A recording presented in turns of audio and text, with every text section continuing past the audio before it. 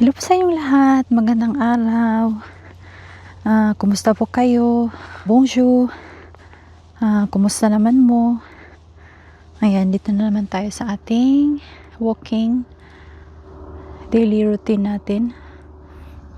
At ang topic po natin for today is difference between Filipino men and European men, specifically French.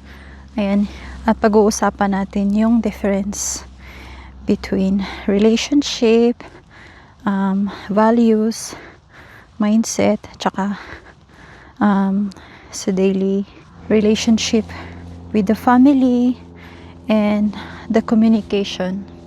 Yung unang pag-uusapan natin ay about sa paraan ng panliligaw ng isang Filipino. Ayan, yung Filipino men ay mas traditional sila sa panliligaw. I'm talking about traditional men na Filipino men, hindi yung mga bagong generation ngayon. Ayan, I'm talking about our parents na lumaki sa tradisyon ng Filipino. Kasi ngayon iba na ayan, pero generally ito yung tradisyon ng isang Filipino men. Yung Filipino men, tsaka mga lalaki na Filipino, ayun, malambing sila, tsaka sweet. Ayan, sa mga foreigner na European, pag mahilig kayo ng mga lalaki na medyo sweet, hindi lang medyo, sweet na sweet talaga, tsaka maalaga, at tsaka thoughtful. Ayan, yan yung mga Filipino men. At tsaka priority ng Filipino men yung family. Sa Frenchmen naman, sa mga European o kaya Frenchmen, mas gusto nila yung communication. At tsaka hindi nila pinapakita na agad-agad. At tsaka yung relationship ng isang men to women, kayo lang dalawa. At tsaka walang pakialam yung family nung babae at tsaka lalaki. Kumbaga si relasyon nyo, kayo lang dalawa. Yun yung ganun yung European men. Diba kasi sa atin sa Philippine is gusto mo na yung family as in talaga is part of your relationship. Ayan. Yung kaiba naman ng European ay kayo lang dalawa.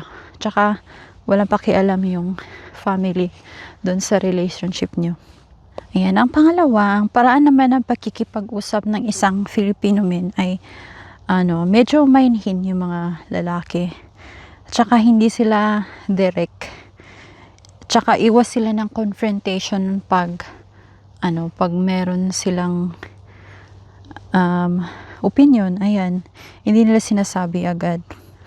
At tsaka minsan tinatago nila yung totoong nararamdaman para hindi makasakit sa sa extended friends or family. Yung communication naman sa French, very direct sila makipag-usap. Kumbaga, kung anong sasabihin nila na opinion, yun na yung opinion niya. Normal lang sa kanila yung debate. Kumbaga, pag may pag-uusapan about the thing na opinion niya, hindi naman in bastos way. Tsaka yung boundary na halimbawa, pag tama ka, yan yung opinion mo, yan yung opinion mo. Pag opinion ko. Tsaka walang doon, walang sakitan ng damdamin. Ayun.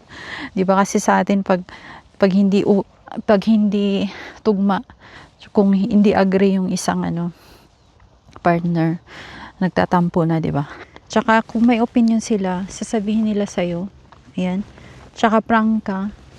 Tsaka dapat hindi kayo ma-offend kung sasabihin kayo ng direct kasi ganun talaga sila. Yan, sa relasyon naman ng pamilya, in terms of family relationship, Filipino men ay very family oriented. Ayan, traditionally, family oriented. Tsaka, lalo na pa yung mga eldest son, yung panganay na anak na lalaki, o kaya babae, sila yung tumataguyod. Ayan, ewan ko lang kung traditional or yun na. Pero,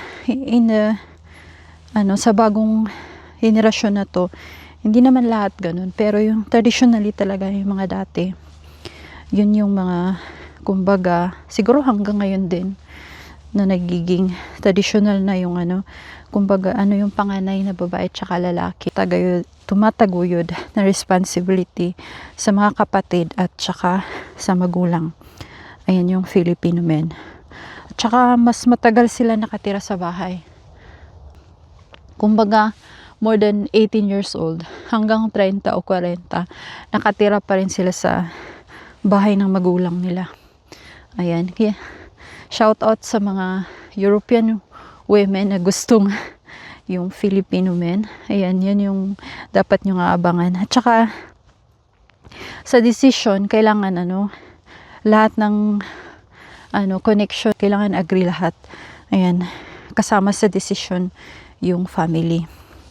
Unlike Frenchmen, nung pagkabata pa, simula't 18 years old, nagbukod na ng family. Mahalaga din ang pamilya, pero hindi nakikialam yung family sa love life ng anak nila. Hindi nakikialam kung sino yung relasyon mo, kung sino yung boyfriend mo, kaya girlfriend mo, na kayong dalawa. Hindi yung kung anong agreement ng parents. Yung asawa, yan yung ilaw ng tahanan. Yung tatay naman ay siya yung nagtataguyod siya yung nagtatrabaho. Ayan, kumbaga. Yung nanay, ilaw ng tahanan, ibig sabihin, nandun lang sa bahay, siya yung nag-aalaga sa mga bata, siya yung naglalaba, nagluluto, yan, naglilinis ng bahay. Yan yung usually na tradisyon ng isang Pinoy. At saka yung lalaki, siya talaga nagtatrabaho. Sa sa France naman, sa Frenchmen, equal. Kumbaga, kung nagtatrabaho yung babae, at saka nagtatrabaho din yung lalaki. At saka, in terms of household chores, kailangan equal kayo. Kung nag-aalaga yung asawa mo sa mga bata, tsaka yung babae, parehas lang, equal. Hindi yung babae ang nagbabantay ng anak, at saka hindi din yung babae naglalaba, lahat equal. Pantay sa gawain sa bahay. Meron din naman na